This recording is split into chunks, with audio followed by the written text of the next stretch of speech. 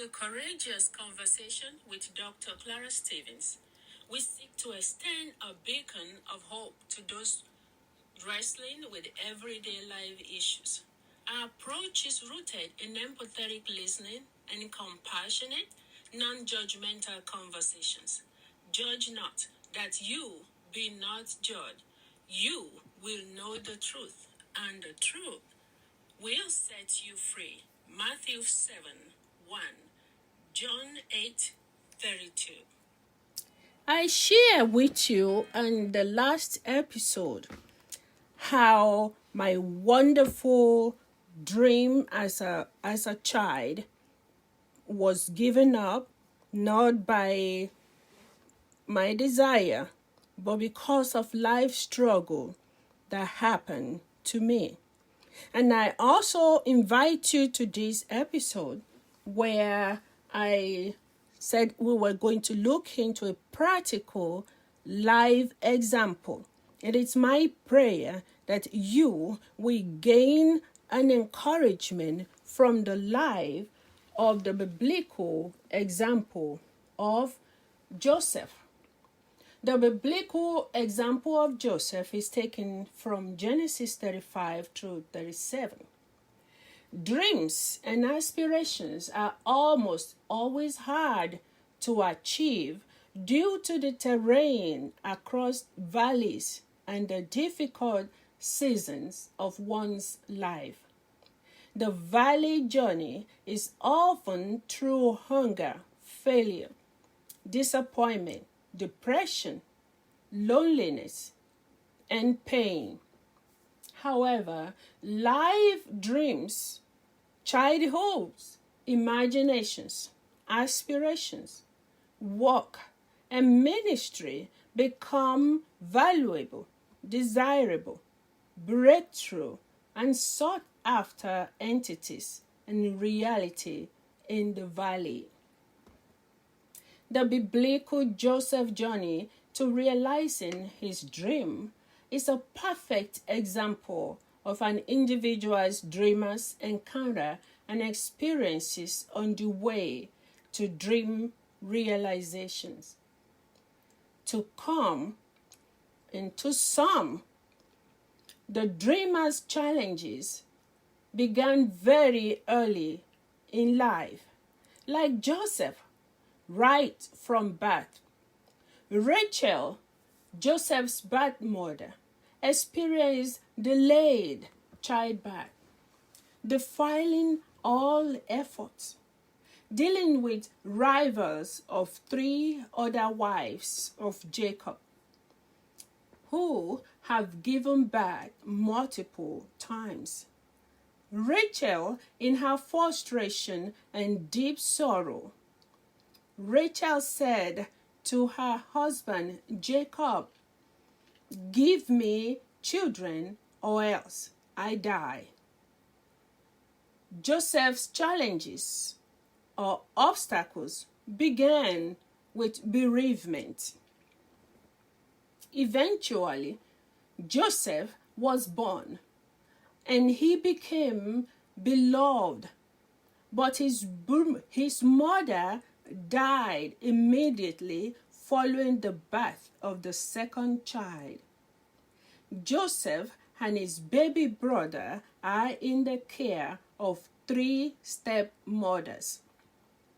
Like a paradox, life often unfolds in ways that expectant joy also brings a level of sorrow. A musical analogy of a bittersweet symphony.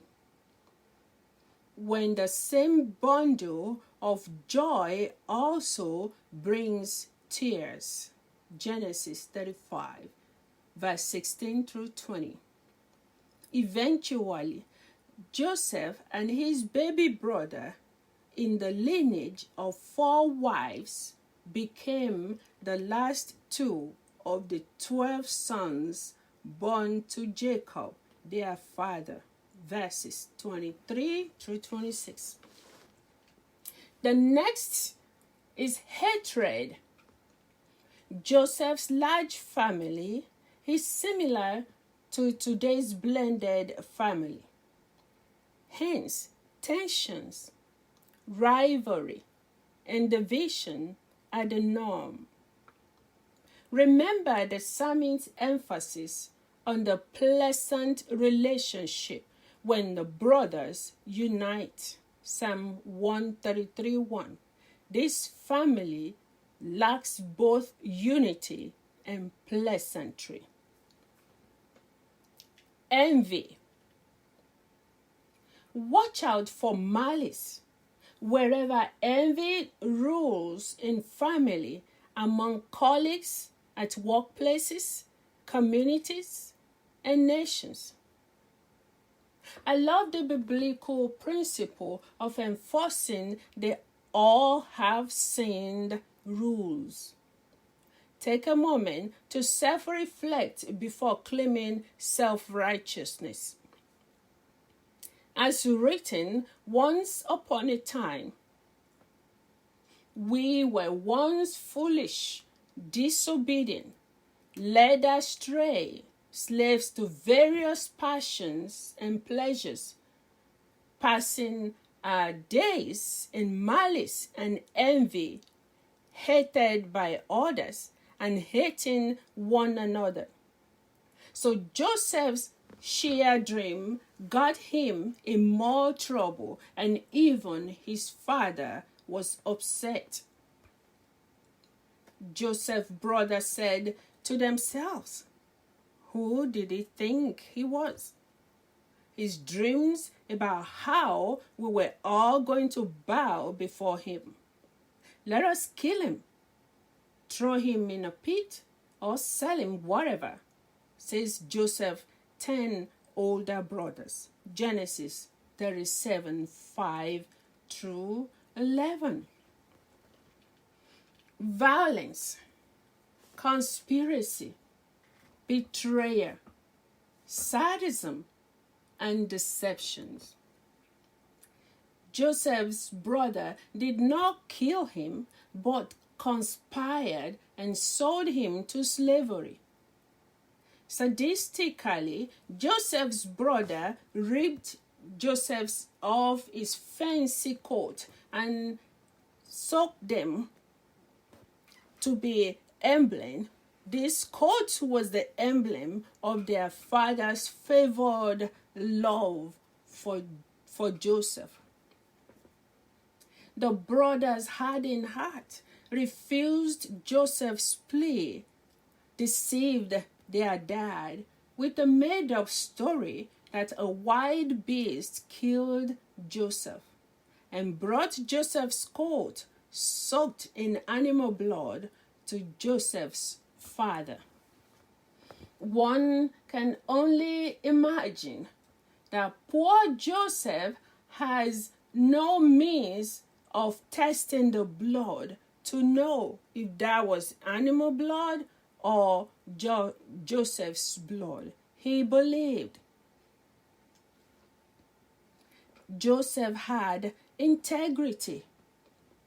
Through it all, God was with and using all of their plots to fulfill Joseph's dream. My friend, please do not give up. Whatever circumstances you find yourself, be watchful.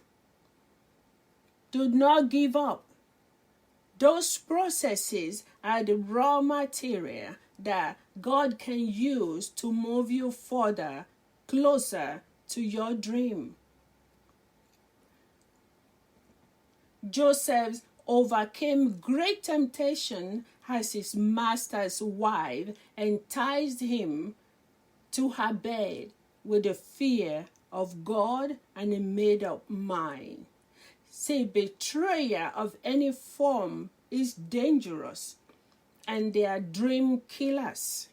There is no way anyone can justify betrayal, especially in relationship. Joseph feared God and wondered how can he do this. He ran There's some time that you might want to stand for yourself, but in the situation of Joseph's leader's wife, knowing that the boss man is not home and trying to entice him to bed, it was wise that he ran for his life. Although he paid dearly for it because a lie was told against him. Yet Joseph was an honest and faithful worker who kept his integrity through the pit, as a servant, when he was in jail, through betrayers, broken promises, and forgotten in jail. Joseph was honest and kept his integrity intact. There are some places that we have the right to fight, but if we can be patient and be faithful, doing all we can, God is the judge. He can use the circumstances to your favor. I am a living testimony. As written, he sent a man before them. Even Joseph was sold for a servant, whose feet they hurt with fetters. Joseph laid in irons until the time that his word came. The word of the Lord tried him. The king sent and loosened him, even the ruler of the people, and let him go free. Psalm 105, 17 through 20. Also, Joseph will later say, "As for you, you meant evil against me, but God meant it for good, to bring it about that many people should be kept alive as they are today." Genesis 50, verse 20.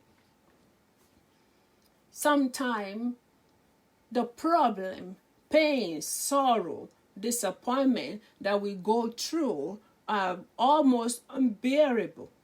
And then we pray, and all we can do is to persevere in righteousness. Do what you can. This is from hating people. Don't be envious of other people, because your dream is different from their dream. If you are going to get to a dream that is loud as much as saving a nation or community, those dreams don't come without testing.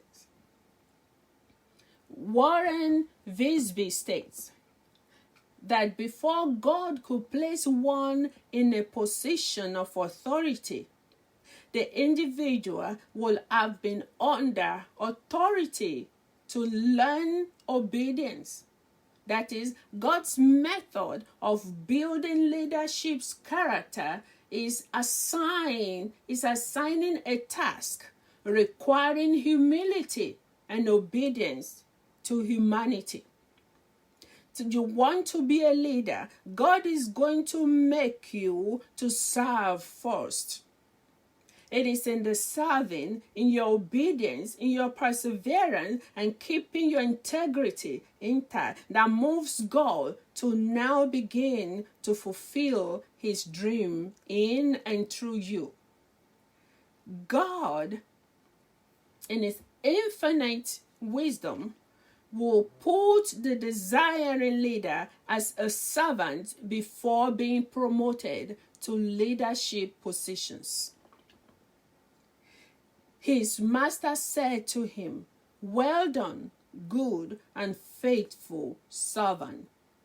You have been faithful over a little. I will set you over much. Enter into the joy of your master." Matthew 25:21. God watches all of your pain. God sees all of your adversaries. God knows those who pretend to be good in your presence and then go back to backbite you. God sees those who has planned to get you to fall. He knows them. And I am just encouraging you today to be faithful. Do what you can. And please do not throw in the towel on your dreams. It can seem like that. Most time I've forgotten about my dream, but because God's faithfulness will always wake those dreams back up in me, because they are not mine in the first place. I am a servant leader. The list above is not exhaustive of Joseph's trial on his journey to dream realizations. Joseph endures injustice. Genesis 39, 21, 40 to 40, 23.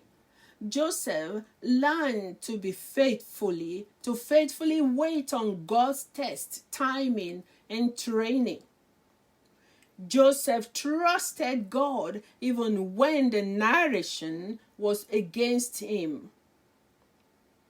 Through it all, his gift of interpretation of dream was solidified and perfected. He became a dreamer and an accurate interpreter of dreams. So he was not just a dreamer, he now became a perfect, accurate interpreter of dream. That is Genesis 40 to 41, all the way to the end of 41. We see how God led Pharaoh to appoint Joseph as his second in command. Joseph, who was stripped of his famous coat, now where he was wearing a royal ring, robe, a gold chain, a personal chariot accompanied by motorcade and escorts, given a new name, a royal female as wife. He has 2 children. He now dines with presidents, celebrities, and people in businesses. Who would have thought? He was the despised Joseph. He was the hated Joseph. He was the one that was conspired against at his work, at home. Where are you now? What happened to you? You know what? The ultimate in Joseph's life was that Joseph forgave and forgot the past in order to move forward. Genesis 41, 46 through 57. We have to leave the past behind and move in order to move forward. You cannot continue to wallow in the past evil and those who have done evil to you. You cannot continue to think about your mistake, your error. As a matter of fact, those are making you better. Stop looking at your mistake as something that as a drawback. It is a stepping towards your dream. So why am I saying all this? I am trying to encourage you not to give up on your dreams just yet. Give your dream another chance. Recharge, revisit, reactivate your dream. Your dream is relevant and robust. By activating our dreams and aspirations, see, it forms the foundation compass of our life's adventure and whom we become eventually. If you have opportunity to read about biography of great men and women in this world, you will be stunned how and what they have been through to come out on top. My father continued to be my most encourager, and he told me if he were to begin to tell me all the issues and pain and struggle he's been through, That was the last time I talked to him. He was 101-year-old before he passed. He told me if he were to sit and tell me all he's been through, that 7 days we will not sleep nor eat and we cannot finish it. And I believe him, because in those days in Africa, where the dark was really dark world in the 50s and 60s, for all he has done, he was humble. My dad was still riding a bicycle when he bought his first 12-tire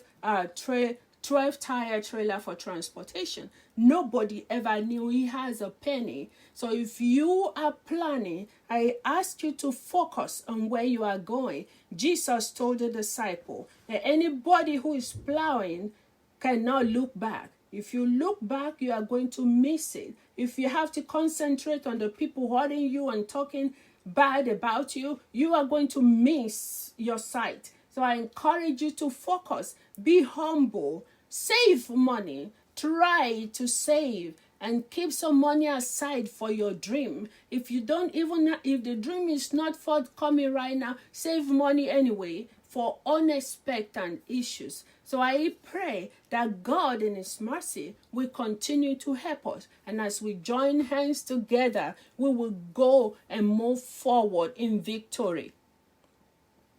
If you have been with us this far, I encourage you to please like, subscribe, and share this message of encouragement. We all need encouragement one way or the other. In our next episode, we will examine other experiences that threaten to silence you. And you must resist being silent, because your voice is robust and you matter to God. You matter. You are wonderfully and fearfully created. So walk as the king and queens that you are. God bless you.